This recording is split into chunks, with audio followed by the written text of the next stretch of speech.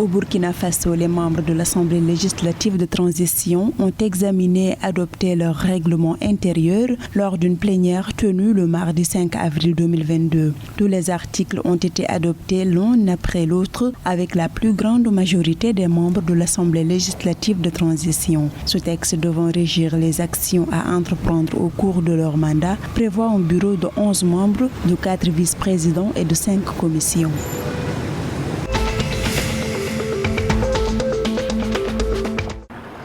Suite à une émission d'obligations de relance, l'État de Guinée-Bissau a levé un montant de 11,936 milliards de francs CFA auprès des investisseurs ce mardi 5 avril 2022. L'opération a été organisée en partenariat avec UMO à titre basé à Dakar au Sénégal. D'une maturité de 7 ans, cette levée de fonds vise à mobiliser l'épargne des personnes physiques et morales en vue d'assurer la couverture des besoins de financement du budget de l'État de Guinée-Bissau.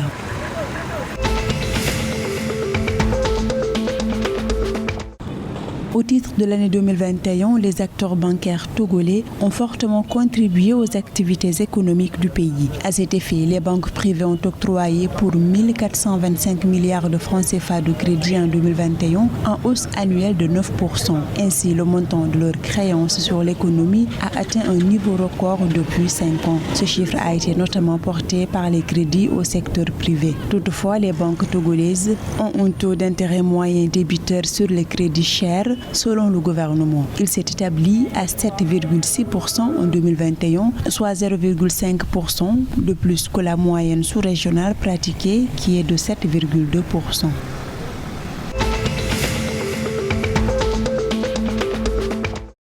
La banque commerciale nigériane Wema Bank s'est engagée à autonomiser ses opérations commerciales au niveau national et international.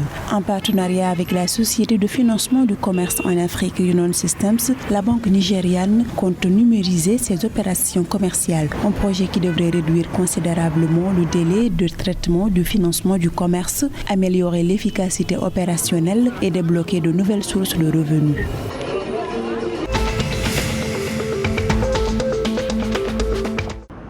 Abidjan, la capitale ivoirienne, abrite désormais le siège du Centre régional de sécurité maritime de l'Afrique de l'Ouest. Cet outil permettra de renforcer la sécurité maritime et de faire face aux défis dans le golfe de Guinée. Il aura également pour tâche de proposer un ensemble d'actions prioritaires globales au niveau national et régional pour faire face aux défis qui se posent dans le domaine maritime. Le Centre régional de sécurité maritime d'Afrique de l'Ouest a pour objectif stratégique la gouvernance maritime, la sûreté et la sécurité du domaine maritime, la gestion de l'environnement marin, l'économie maritime de la CEDEAO, ainsi que la sensibilisation et la recherche dans le domaine maritime.